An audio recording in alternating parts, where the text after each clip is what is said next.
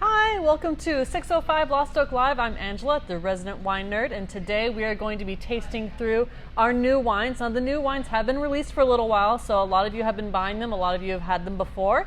That's great. If you haven't had them and you're a wine club member, you should be getting some of these in your wine club box. Hopefully, some of you took advantage of our two bottle boxes. We had both whites in one box, and we had both reds in the other box. That way you could try through them with me. If not, that's okay. We're still going to try through them and learn a little bit about all these wines. You may notice I am in my pajamas today. I'm a little jealous of all the people that get to sit at home in their pajamas and either work from home or hang out at home. So I thought that I'd wear mine in honor of all those people. I'm going to call you pajama warriors. Whether you have pants on or not, I don't know. Hopefully, I don't care. Rock those no pants. So what I'd like to do in honor of that, if you are a pajama warrior, leave it in the comments saying that, hey, I'm at home, I'm in my pajamas, I'm having a good time. But also if you're an essential worker and you are going to work, whether that is for medical purposes, or you're a fast food worker, or you're working at a grocery store, or any of those things. You are essential, you're important, we appreciate you, so type in the comments essential if you're one of those people, and hey, just share the love. If all my essential people can throw some likes at my pajama people, and my pajama people throw some likes at my essential people, because the essential people are out there working hard for all of us, doing all those things that we need them to do, and my pajama people are keeping them safe by staying home, and I think that's really important. So let's spend some time on here sharing some love with all that. And I'm going to give a quick shout out here to my essential staff that's been with us this whole time. We've got Denise and Allie. They're our full-time tasting room staff. They're the ones getting together your orders. They're here whenever you come to do curbside pickup or when you come in to get some bottles to go. They have been working really hard. They have been working less hours, but they have been here working really hard, and we do thank them so much for that. We got Chandler doing all of our deliveries, so if you've had something delivered recently, it was probably Chandler that took it to you. Susan is running our back end. She is answering all our phone calls, so if you call up here, you might get a chance to talk to Susan. And Kayla's been helping out with that. She's been calling all of our wine club members and touching base and saying hi to them. If you haven't gotten that call yet, you should be getting one soon. Chelsea's putting together all of our 605 lives, and she is looking to start doing events again soon. So normally what she would do is put together all of our concerts, all of our holiday events, things like that. She's had to put that job on hold, and instead she's focusing on our social media and things like that. So thanks, Chelsea, for all of that. I have my paper here. I keep looking down because I don't want to forget anyone. We've got Brooke is still booking our event center. So keep in mind that we will reopen at some point. We will have the event center open. Please book some events for later this year in 2021. Brooke is still booking those events, and we look forward to a full year of weddings, birthday parties, baby showers, all of that. Let's see, we got Roxanne and Edouard. They're keeping everything running. They're here every day, doing all the things that the rest of us can't do, and we appreciate that. And because we've had wine club, because we're doing wine club pickup party, and we've had so many people out here taking advantage of curbside, getting things delivered, we've been able to bring on some part-time staff and give them some hours. We're super excited about that. We've got Zach, Nina, Melissa, Brennan, Steven, Ashley, Susan. I've probably missed some people. I'm sorry. And the more these curbside pickups, the more part-time staff I can bring back. Of course, they're not here all at the same time. We are still working with limited staff in the building itself, but we bring them on when we can, and we're super happy to see their smiling faces again. So I think that's it. Oh, and with curbside pickup and with these deliveries, we do thank you so much for your patience. This is new for us, and we are working really hard to make it run as smoothly as possible and get your wine to you as quickly as possible. So thank you so much for your patience with that. We really do appreciate it. And we look forward to, in the future, whenever we can start having our big events again and have all our staff back. We can't wait. All right, let's talk wine tastings. All right, got through all that. All right, so these were our 4 new releases. Because of COVID and all that, we have released them early. So hopefully some of you have already had the chance to try them. If you have, go ahead and leave some comments about what you liked about them and what was in your box and everything like that. We're going to try them in a specific order. We always want to go more dry to more fruit forward, or more dry to sweet.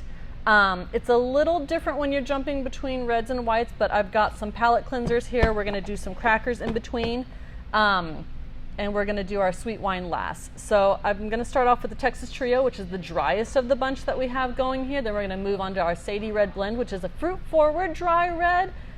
It does have a touch of sweetness to it that you'll detect. It's really not technically a sweet wine, it's just very fruity. And then we're going to go to our dry Sauvignon Blanc, and then our last one's going to be that orange muscat. So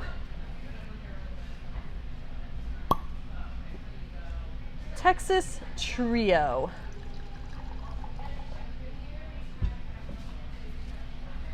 Let's see. So this actually has 4 different grapes in it, even though we call it a trio. We're still calling it a trio because there's 3 primary grapes and there's a little bit of a 4th grape, just to give it a little boost. We've got 33% Merlot from our Diamante Doble vineyards in Tokyo, Texas. That's in the Panhandle. We've got 33% Ruby Cabernet from Crick Hill Vineyards in Levelland, Texas, which is also in the Panhandle. 20% Cabernet Sauvignon from Burning Daylight. That is just down the road here in Rendon. We are super excited to get their grapes every year. They do a fantastic job. And for those of you interested, that's also where our Cabernet Franc grapes come from. So shout out to Burning Daylight. And even though they are sheltering in place, they are working really hard in the vineyard. We're getting updates on them on how those grapes are looking. It is fantastic. And then we do have a tiny bit of Petite Syrah from our vineyard right here. So it's 14% Petite for Syrah. And that's really going to add a lot of color to it, more than any flavor. So we're going to give it a little swirl here. It's got this strong cherry berry flavor. Let's see. When I originally wrote the tasting notes for this, I described it as having a lot of dark cherries, blackberries, and vanilla. I would say that still rings true. There is an oakiness to it. I do love this wine because it does have a little bit more oak on it than some of our other dry reds, versus the Sadie, which is going to have virtually no oak. It was mostly stainless steel tank aged. But this one, it does have American and French oak in it, so you are getting a little bit of that vanilla on it. A little bit of smokiness.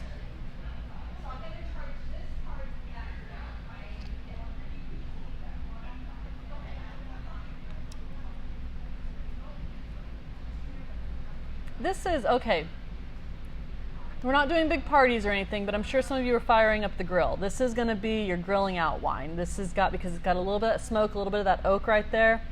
Any of you do smoked meats, this is going to go great with that. Of course, I would just eat this with chocolate, as we did with our chocolate pairing. This would be great with a really, really good dark chocolate, like 70% or more. Although you could drink it with a milk chocolate. The finish on it is very much like a coffee espresso kind of thing. Have anyone had a chocolate covered espresso bean? That's what the finish is to me. It's just like that lingering kind of coffee flavor that's there.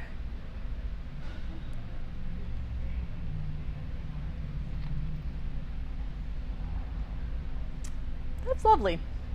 I think this might be my new favorite red that we have available right now. I will say that if you don't like the super, super dry reds, this one might not be for you. You're probably going to like the Sadie a little bit better. But if you do like those super dry reds, you do want that wine to go with your steak or something like that, this is the wine for you. You should definitely pick it up.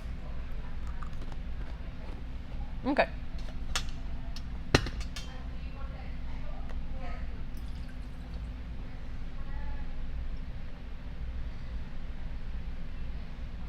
I'm going to let this sit on its side for a little bit.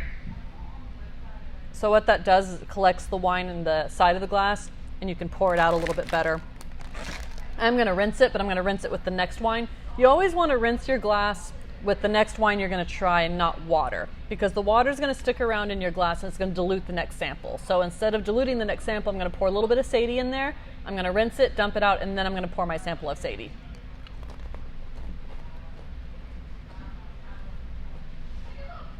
I don't know if you can see that. You know, a little bit of wine collected right there.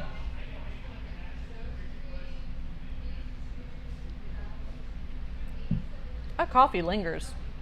That is just, might need another cracker. All right, so this is just to cleanse it. We're going to give it a vigorous swirl and a dump. That color on Sadie is incredible. It is so much darker than the Texas Trio. It is just sticking to the glass. Well, okay, let me find out what's in Sadie that's crazy. It's two different Montepulcianos and a Merlot. So there's no Petit Verdot or Ruby Cab or something in it that I would think would normally give it that rich color. So it's 63% Montepulciano from Crick Hill Vineyards in Levelland again, out High Plains Panhandle, which was harvested in 2018. And then we have one that's a little bit more aged. We have 10% Montepulciano from Crick Hill Vineyards Levelland that was harvested in 2017.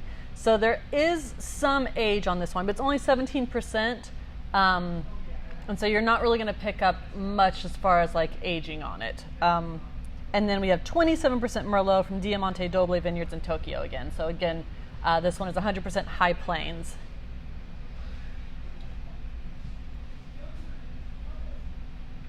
Oh, those of you that don't know the name. So as you can see, there's an adorable little puppy dog on the label. This was Jean and Judy's dog, Sadie. She was the winery dog here for many, many, many years.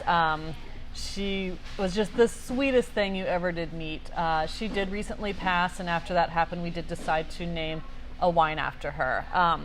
She was a really neat dog. We miss her a lot. But we wanted this wine to be a little bit more friendly, a little bit more soft. That because, you know, dogs are friendly and soft. We have talked about it before. We did kind of make it to mimic Holiday. So those of you that are fans of Holiday, this wine is a very close comparison to that. It doesn't have the baking spice aromas that Holiday normally has. Holiday normally has that kind of cinnamon clove kind of aroma to it, which, you know, really gets you into that holiday spirit. This doesn't have that, which is a good thing because this is a summer wine.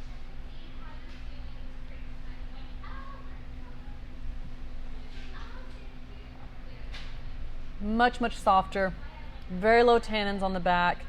The cherry is on steroids. It is like smack you in the face cherries, which is phenomenal. It's almost chewy. Like it's like you really bit into a cherry, and not sweet at all. But it's just it's textural. I love a wine that's textural.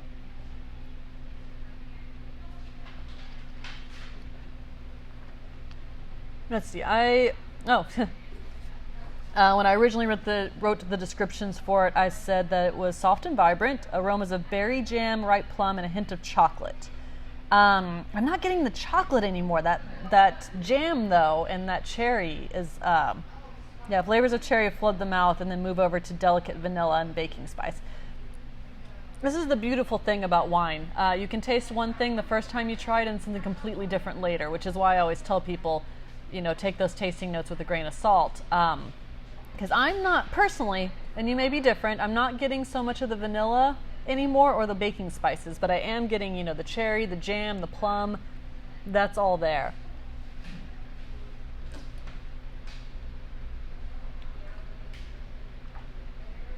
That's lovely. This wine's gonna age a little bit, and it's gonna turn more into your kind of raisiny plum, dried plum kind of flavors. It's going to be really interesting to open this wine up later and see what it's turned into, because it's so rich, and because there's not so much tannin in it, this is going to transform into something completely different. I would say it is meant to be drunk young. I wouldn't say hold on to it necessarily, but if you're looking to do an experiment, and maybe you bought extra bottles, keeping in mind we don't have very many. We did not bottle very much of this wine. But if you were interested in buying a few bottles and holding on to one for a couple years, I would say do it, because this one's going to be interesting in a few years. I'm looking forward to trying it again later on. Let's see. Oh, so I said that as far as food pairings go with this, Sadie is a good companion for hearty bone broth stews, pork ribs, and rack of lamb. The joke being that all those have bones in it, and it's named after a dog. I'm not very funny, and I know it. It's fine. But it would really go with all those things. All right, it's cracker time. Oh, it's pitiful. I'm also going to do a little bit of water.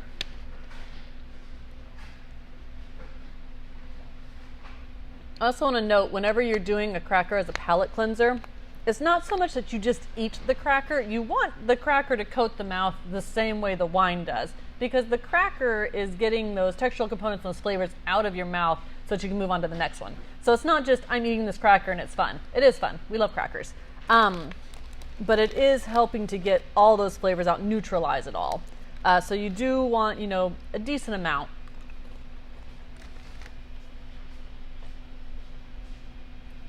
And I'm sure I have a few gluten-free people that are watching this. I have found that rice crackers work really well. That's my favorite of the gluten-free options to go to whenever I'm looking for a palate cleanser. They do have a different texture to them. You're going to find that with any gluten-free stuff. But I like the flavor of them is not overpowering. And some of your other gluten-free products can have kind of an overpowering flavor of whatever it is they were made out of. And that one's got a really nice, unoffensive kind of flavor.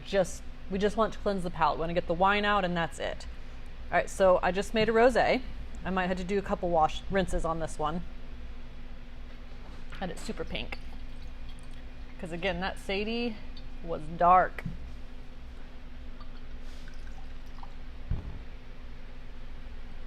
You don't have to dump it. You can drink your rinse wine.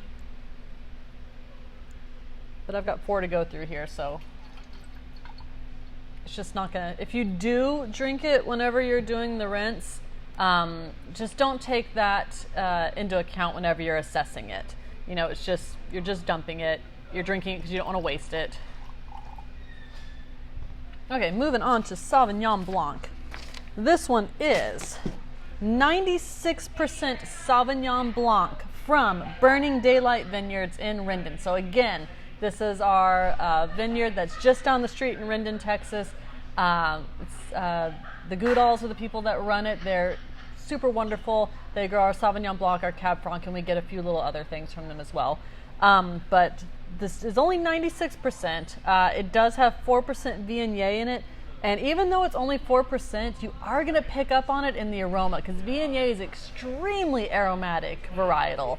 And yeah, it's just going to boost that aroma of that Sauvignon Blanc. So it doesn't smell like Viognier, but I was actually there when they were doing bench trials of this wine, which means we made a few blends, we tried through them all and decided which one we liked the best. And the reason why we decided to put that tiny little 4% of Viognier in there is because it just added just enough aroma, and not necessarily the aroma of Viognier, but it added enough aroma that it boosted the aroma of the Sauvignon Blanc. Because before, the Sauvignon Blanc didn't have a lot of its own aroma. It was just kind of, it was there. It was like, hey, I'm Sauvignon Blanc, nice to meet you. And then it went and hid in a corner. We really wanted to be like, I'm Sauvignon Blanc, pleased to meet you. I'm not going to shake your hand, but we can bump fist, elbows. Yeah, elbows, that's what we're doing. Just enough of a aroma boost.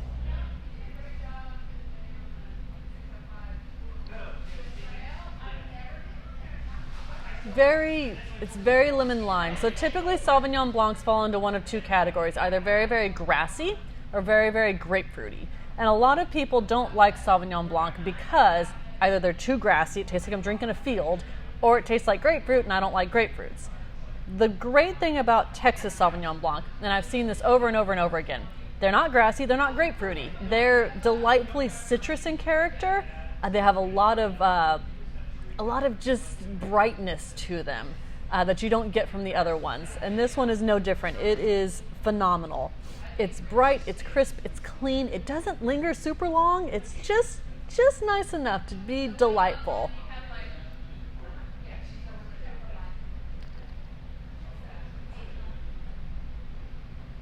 I love it. It reminds me of summertime. When you have a really good, crisp, dry white like this, it's just like you're drinking summertime in a glass. I'm actually going to finish this one. I didn't pour a whole lot in there.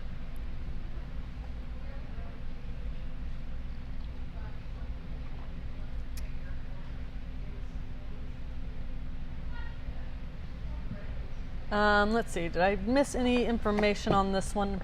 I described it as having flavors of ripe lemon, key lime, there's a little bit of that on there.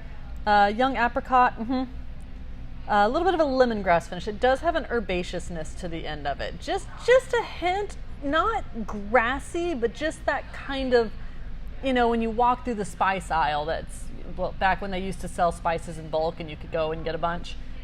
When you walk through that and you got that kind of just that spiciness of it, kind of like that. The Italian spices, more your herbaceous green ones. Yeah, it's beautiful. Stainless steel. Let's see, my suggested pairings were shrimp crepes, hand-crusted herb-crusted rotisserie chicken, again to bring out that herb flavor that's in there. Urban Parmesan potato slices, wild mushroom risotto, or butter shortbread cookies. I love shortbread cookies with a citrusy white wine. If you have not tried it, do it. It is so good. We are moving on to our sweet wine. So the reason why we don't do the sweet wine first is that sugar coats the mouth. It's going to take a lot of crackers to get the sugar out of your mouth. It doesn't take as many crackers to get the dryness out, so those tannins and those acids and things like that. It's going to take a lot of crackers to get the sweet out. If you have something sweet in your mouth and then jump back to a drier wine, the dry wine is going to taste a lot drier than it really is. So we're going to cleanse our palate with a cracker, and then we're going to move on to that sweet wine. It must be so exciting to just watch me eat crackers.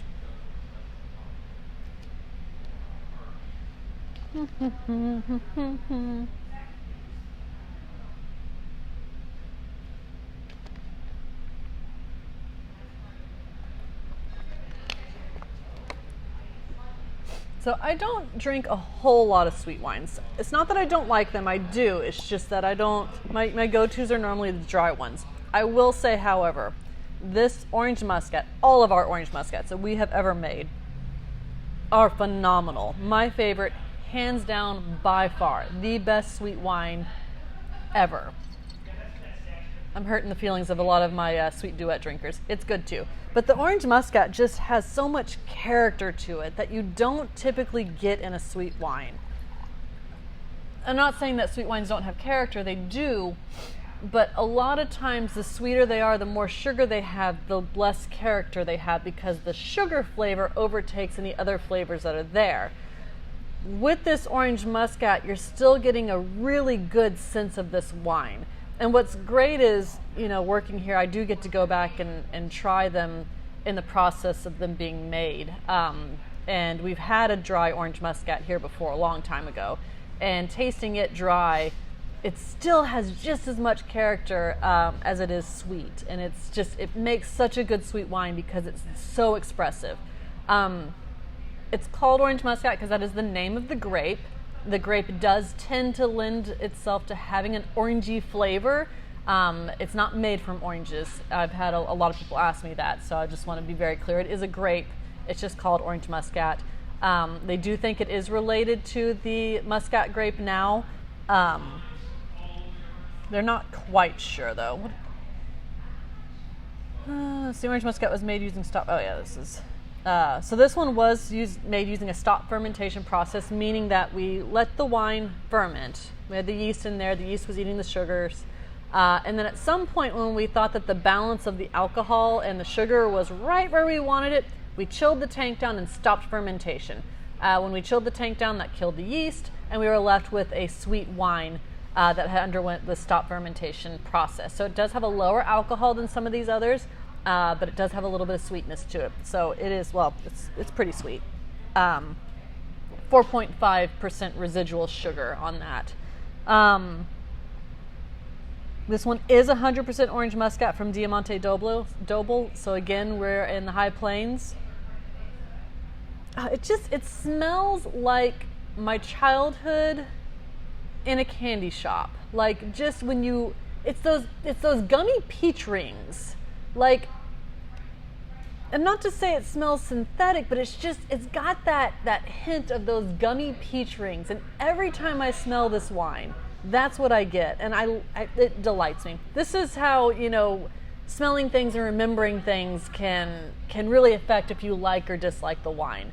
Because if you're not a big fan of that and you smell it, you might not like the wine. But you also might smell something different too. There's some floral characteristics to it.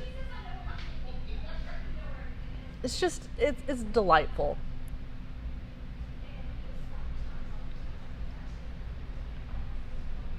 It is sweet. It coats the mouth. It coats the tongue. But there's so many fruit flavors underneath that sweetness. It's like peach, it's pear, it's orange, has anyone ever had a edible, like an orange blossom or something like that? It's got almost a flowery taste to it. It's got a slight herbaceousness to it, which is just delightful.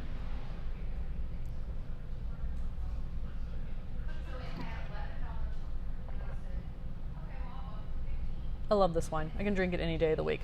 I will say that typically whenever I'm drinking a sweet wine, what I really like to do with it is pour it over ice and then add a splash of LaCroix on top of it. That's my all-day drinker. Like, for those of you, for my pajama warriors out there that are day drinking, this is your day drink. Get the orange muscat, pour it over some crushed ice, splash some LaCroix on top of it. Your flavor choice. Try the wine first and decide which LaCroix you think would go best with it. I really like the raspberry one with this. It's fantastic. Actually, the lemon lime is really good too. Or non-flavored too, just the regular sparkling water. And you can sip on that all day. And because you're diluting it a little bit, this bottle's going to last you. And you're just not going to get, fall over drunk or anything like that. You're just going to have a good time watching Netflix. And for my essential workers out there, this is also your end-of-day drink. Catch up on all the binge watching that you didn't get to watch during the day because you were out working.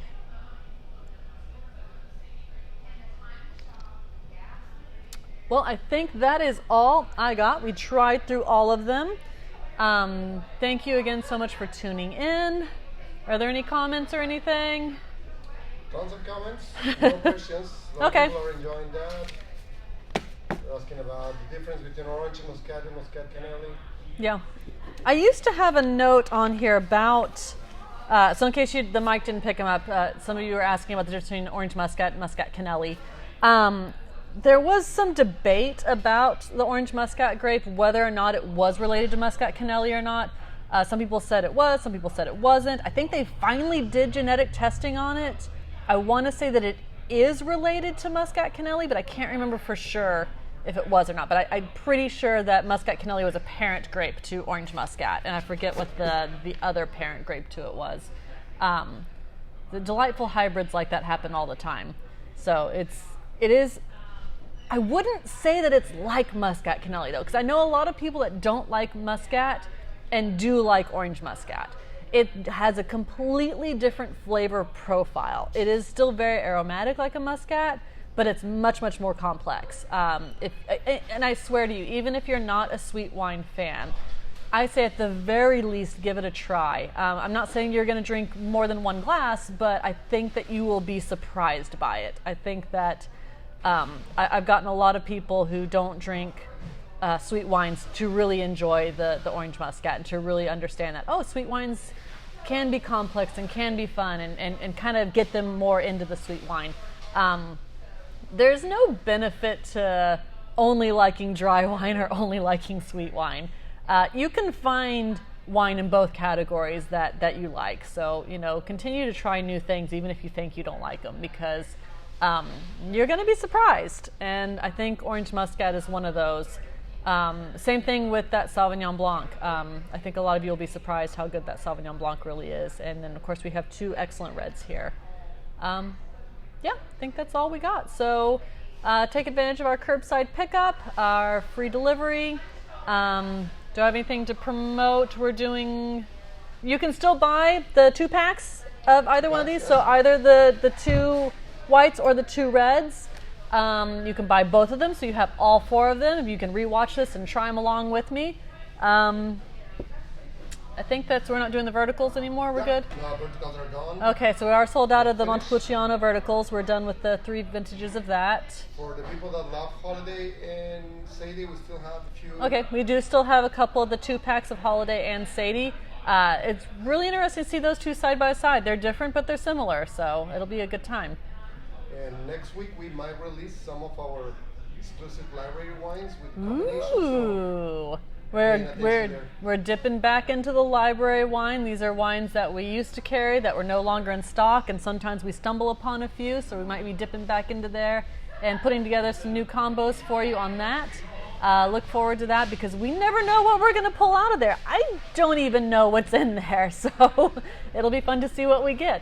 Yes, that'll be exciting. All right, well, all right, awesome. Thank you so much. Thank you, Pajama Warriors. Thank you, Essential staff. We really appreciate it. Continue to support us, like this video.